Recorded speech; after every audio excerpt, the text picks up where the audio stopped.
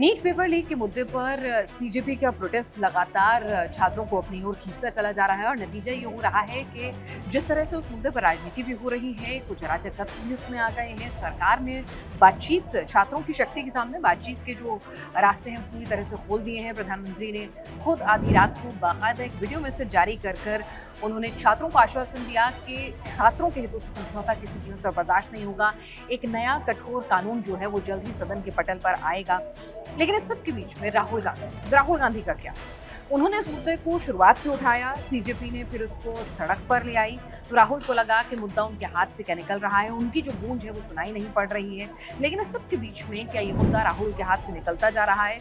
क्या इस मुद्दे पर राहुल गांधी, अब सरकार ने जिस तरह का अप्रोच अपनाया है कि उसने सीजेपी से बातचीत के रास्ते भी खुले रख दिए हैं, साथ ही बड़ा कानून भी ला रही है, सिर्फ टसल बची है तो धर्मेंद्र प्रधान के इस्तीफे को लेकर, तो क्या राहुल गांधी अब इस पूरे मुद्दे पर बैकफुट पर आ रहे हैं? क्या उनको जो राजनीतिक माइलेज मिलनी चाहिए थी वो अब इस मुद्दे पर उतनी मिलती हुई नजर नहीं आ रही है?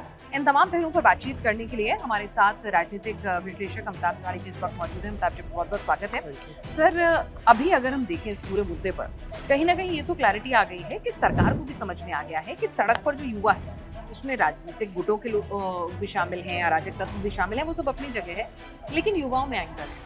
तो छात्रों को एंगेज करने का सरकार ने फैसला जो करा है उसको आप किस तरह से देखते हैं? नहीं, देखिए, अगर आप कोई भी सर्वे करते हैं अक्रॉस स्टेट, जब हम लोग करते हैं वोट वाइब में या लोकसभा के टाइम भी आप करें, तो बेरोजगारी सबसे बड़ा मुद्दा उभर करके आता है और सरकार के खिलाफ डिसकंटेंट या नाराजगी सबसे ज़्यादा 18 से 24 या 18 से 29 के एज ग्रुप में मिलती है। तो ये तो क्लियर था कि भाई एक डिसकंटेंट, फ्रस्ट्रेशन, एंजाइटी युवाओं में है। लेकिन सबसे ज्यादा वोट भी तो ये वाले ग्रुप के मोदी जी को गए थे, अगर मैं गलत नहीं हूँ। हाँ, लेकिन इस बार एक चेंज, तो तमिलनाडु में जो रिजल्ट आया, तमिलनाडु का रिजल्ट युवाओं ने डिटरमिन किया। अभी तक ये था कि युवा डिसकंटेंटेड है, लेकिन कहीं ना कहीं ये इधर रिलीजियस बेसिस पे या कास्ट लाइंस पे वोट कर रहा है, उस वोट का इम्पैक्ट नहीं दिख रहा है ना।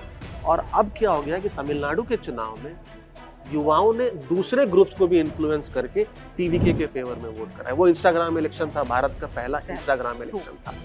तो ये सरकार को समझ आ गया कि डिसकंटेंट है, फ्रस्ट्रेशन है, और सड़क पे भी जब युवा आ गया प्रदर्शन करने के लिए, तो युवाओं में रोष है और उनकी बात भी जायज़ है। तो उनके साथ एक नेगोशिएशन और एक डिस्कशंस की ज़रूरत है, जो कि सरकार ने शुरू कर दी। बीजेपी की ये खासियत है कि जैसे ही उसको दिखता है कि भाई कहीं ना कहीं गलती हो गई या कहीं ना कहीं एक समाज या एक सेक्शन ऑफ वोटर डिसकंटेंटेड है जिसका इम्पैक्ट चुनावों पे हो सकता है, तो बीजेपी करेक्टिव एक्शन लेने वाली पार्टी है। वो करेक्टिव एक्शन लेना उसने शुरू कर दिया। अब हम देखें, आधी रात को प्रधानमंत्री ने जिस तरह से जेनजी मोड में उन्होंने बात की, तमाम लोग इसको एनालिसिस कर रहे हैं कि आप आधी रात को, आप चाहें तो प्रधानमंत्री के लिए भी पूरा सेटअप, पूरा स्टूडियो अवेलेबल हो सकता है, लेकिन फिर भी उन्होंने जिसे कहते हैं फ्रंट कैमरे से, सेल्फी कैमरे से उसी अंदाज में अपना, जिसमें वीडियो एक अलग ही तरीके से रिकॉर्ड करके रिलीज किया। मेरे ख्याल से शायद पहला इस तरह का अंदाज़ है। सेल्फी तो लेते थे, लेकिन सेल्फी वीडियो इस तरह का उनको बना के भेजना शायद कनेक्ट करने की कोशिश थी और ये बताने की कि मैं आधी रात को खुद कर रहा हूँ ये काम। करेक्ट, क्योंकि कनेक्शन की एक जो है ना वो दिक्कत है, क्योंकि युवाओं की बात आज पूरे राजनीतिक पार्टियों में भी कहीं सुनी नहीं है। CWC का एवरेज एज 68 ईयर्स है, 68, और बीजेपी पार्लियामेंट्री बोर्ड का भी 67.5 है। भारत में आज युवा लीडर है कौन? जब युवा की बात करें, एग्जैक्टली जेनजी लीडर या 18 to 35 एज कैटेगरी का कोई लीडर नहीं है। तो युवाओं की बात पूरे पॉलिटिकल इकोसिस्टम में कहीं सुनी नहीं जाती। वो नरेंद्र मोदी जी को रियलाइज हुआ और उन्होंने उन्हीं की भाषा में, जैसे आप कह रहे हैं, यानी इंस्टाग्राम फॉर्मेट में या रील्स के फॉर्मेट में आप उसको कहिए, एक वीडियो मैसेज बनाया। भारत में आज 1 GB पर डे लोग यूज कर रहे हैं। On an average 150 to 250 reels लोग देख रहे हैं। 150 to 250 reels on an average लोग कंज्यूम करते हैं। तो उस मीडियम का भी पावर उन्होंने एक्नॉलेज किया और एक डायरेक्ट जो उनकी खासियत है, वो इंटरव्यूज नहीं देते, लोग बात करते हैं, लेकिन वो जनता से डायरेक्टली कम्युनिकेट करते हैं। तो उसको भी ध्यान में रखते हुए उन्होंने ये वीडियो रिलीज किया। और हम देख रहे थे पहले सरकार ने जिस तरह से अप्रोच अपनाया था, बातचीत नहीं, लोग कह रहे थे सोनम वांगचुक जंतर मंतर पे इतने दिन से अनशन पर बैठे हैं, ये कैसी सरकार है कि अपना कोई नुमाइंदा नहीं भेज रही है, ये कैसी सरकार है, बात नहीं कर रही है, सुन नहीं रही है, मुलाकातें नहीं कर रही है। तो वो भी सरकार ने वक्त रहते समझा और उसके बाद जब राहुल गांधी बैठे प्रधानमंत्री आवास पर, मुश्किल से 10 मिनट के अंदर अंदर उन्होंने पीएमओ में राज्य मंत्री डॉक्टर जितेंद्र सिंह को भेज दिया। और अभी सीजेपी से जिस तरह के एंगेज कर रहे हैं नड्डा जैसे स्ट्रेचर के लीडर और खुद जितेंद्र सिंह, तो वो भी अपने आप में उन्होंने बता दिया कि हम इसको लेके अब क्या स्टैंड है हमारा। क्लियर है, क्योंकि दिख तो रहा है कि एक डिसकंटेंट है। देखिए, एक थ्रेट ऑफ एआई है। एआई कैसे जॉब्स को इम्पैक्ट करेगा कोई नहीं जानता। प्राइवेट सेक्टर में हम देख रहे हैं ले ऑफ्स हो रहे हैं, एग्जाम के पेपर लीक हो रहे हैं, बेरोजगारी मुद्दा है। सरकारी जॉब जो इतनी वैकेंसीज हैं जो फिल नहीं होती, एक फ्रस्ट्रेशन है, उसको एक्नॉलेज कर रही है सरकार, क्योंकि ये इंपॉर्टेंट की वोट ब्लॉक है। 18 से 40 जो एज कैटेगरी है, इसके लगभग 40% मतदाता हैं, ठीक है। और ये अगर इकट्ठा किसी के पक्ष में चले गए, जो कि हमें देखने को मिला तमिलनाडु में, तो ये सरकार बनवा सकते हैं और बिगाड़ भी सकते हैं। यानी तमिलनाडु कहीं भी रिपीट हो सकता है, आपको बस एक चेहरा चाहिए, एक चेहरा चाहिए। हाँ। और एक कनेक्शन चाहिए। हाँ। आज युवाओं की जो हम बात कर रहे हैं, ये डिसकनेक्शन भी क्यों है? क्योंकि उनको कोई युवा लीडर दिख नहीं रहा, ठीक है। और यहाँ एक अभिजीत दिखा, उसने एक हैंडल शुरू किया, एटलीस्ट वो बात कर रहा है हमारी, हमको एक प्लेटफॉर्म दे रहा है, बात करने का एक प्लेटफॉर्म दे रहा है हमारी बात को रखने के लिए। तो आई थिंक इसकी वजह से भी ये जो डायलॉग है ये शुरू किया है सरकार। इस सब के बीच में 56 साल के युवा जो हैं, उनका क्या मतलब? वो लग रहा था कि भाई इस मुद्दे को पुरजोर तरीके से, एक क्रेडिट तो आप उनको देंगे कि इस मुद्दे को उन्होंने शुरू से उठाया, मतलब ठीक है, कितना इफेक्टिवली वो कम्युनिकेट कर पाए, वो सिर्फ वीडियो मैसेज और सोशल मीडिया पर ही रह गए, वो बात अलग है, लेकिन उठाया तो था इन्होंने। देखिए, उठाया था, लेकिन आप तो काफ़ी साल से जर्नलिज्म में हैं दिल्ली में। पिछले 12 साल अगर कॉकरोच जनता पार्टी, जो एक पॉलिटिकल पार्टी नहीं है, जो एक सिर्फ हैंडल है, वो अगर 20-25 हज़ार लोग इकट्ठा कर सकती है, क्या विपक्ष की कोई भी पार्टी पिछले 12 साल में दिल्ली में 20-25 हज़ार लोग इकट्ठा कर पाई? नहीं कर पाई, ठीक है, नहीं कर पाई।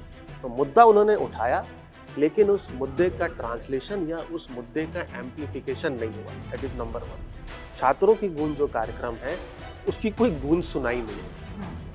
गूंज तो कॉकरोच जनता पार्टी के प्रोटेस्ट की सुनाई दे रही, तभी सरकार तक पहुंच गई उसकी आवाज। तीसरा, छात्रों की गूंज के कार्यक्रम में कोई छात्रों की बात नहीं हो रही है। एज इन राहुल गांधी अपनी बात कर रहे हैं, अपना विजन प्रेजेंट कर रहे हैं। उन्हें जरूर ये लगा होगा कि कॉकरोच जनता पार्टी अगर 20-25 हज़ार लोग इकट्ठा कर सकती है, तो NSUI और IYC और दिल्ली में तो कांग्रेस के लाखों कार्यकर्ता हैं। तो उन्हें ये लगा होगा कि हम इस मुद्दे को भुना सकते हैं।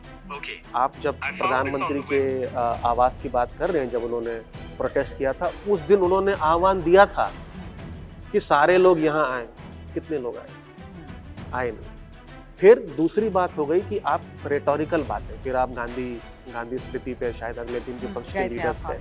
आज कॉकरोच जनता पार्टी, चाहे जो भी आप कह लें, उन्होंने 5 सोल्यूशन भी दिए। हाँ, 5 सुझाव दिए, 5 सुझाव दिए, ये 5 सुझाव दिए। विपक्ष का यही इशू हो गया है कि वो अपोज तो कर रहा है, लेकिन वो टैंजिबल सॉल्यूशंस प्रोवाइड नहीं कर रहा है, नंबर 1। नंबर 2, पार्लियामेंट में डिस्कशन नहीं हो पा रहा है। तो पार्लियामेंट में जब डिस्कशन नहीं हो रहा है, तो वो घेर नहीं पा रहा है सरकार को, और अपनी बात जो है वो लोगों तक पहुंचा नहीं पा रहा है। तो लोगों को लग रहा है कि ये रेटोरिकल बात है, ये बैंडवैगन इफेक्ट है, वो कूद गए इस मुद्दे को बुलाने के लिए। ठप नहीं कर सकते संसद, आपको कुछ तो करना पड़ेगा, कुछ तो टैंजिबल बताना पड़ेगा ना, कुछ तो टैंजिबल बताना पड़ेगा। जंतर मंतर से दूरी भी देखिए, मतलब अब सरकार ने, आपने थोड़ा सरकार पे चढ़ने की कोशिश की, लेकिन आप जंतर मंतर से दूरी बना रहे थे कि कहीं हाईजैक यही ना कर ले मेरा मुद्दा। अखिलेश इन्वॉल्व थे, डिम्पल यादव बहुत एग्रेसिवली इन्वॉल्व थी, शरद पवार, सुप्रिया सुले, उद्धव ठाकरे, अरविंद केजरीवाल, तो खैर मामला ये अलग है, सब वहाँ थे। इन्होंने दूरी बनाई। ये थे भी नहीं यहाँ, एक बात ये भी है। तो इसका एक इंडिकेशन तो ये भी है कि जब राहुल गांधी होते नहीं हैं, तो कांग्रेस में लीडरशिप की कमी है, डायरेक्शन की कमी है। कौन जाएगा, जाना चाहिए भी नहीं, इसके ऊपर चर्चा हुई नहीं हुई मुझे नहीं पता। दूसरी बात है कि जरूर उनको लगा होगा कि शायद मैं जो मुद्दा उठा रहा हूँ उसको कहीं कॉकरोच जनता पार्टी हाईजैक न कर ले, और मैं अपने प्लेटफॉर्म पे, क्योंकि मेरा प्लेटफॉर्म एज इन कांग्रेस का प्लेटफॉर्म बड़ा है, तो मैं इस मुद्दे को अच्छे से बुना सकता हूँ। लेकिन युवाओं का फ्रस्ट्रेशन सिर्फ सरकार के ऊपर ही नहीं है, विपक्ष के ऊपर भी है कि भाई आप भी इस मुद्दे को अच्छे से नहीं उठा पाए, और आप कोई प्रैक्टिकल या टैंजिबल सॉल्यूशंस नहीं बता रहे, सिर्फ रेटोरिकल बातें कर रहे हैं।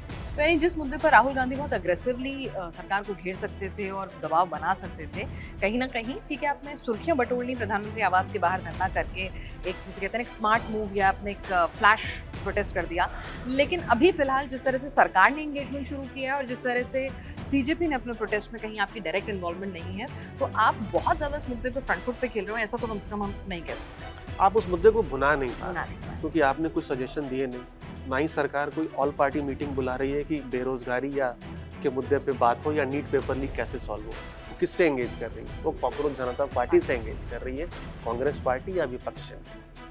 और यही वजह है कि राहुल गांधी फिलहाल जो है अब उन्हें समझ में नहीं आ रहा है कि आगे की राजनीति क्या हो रणनीति।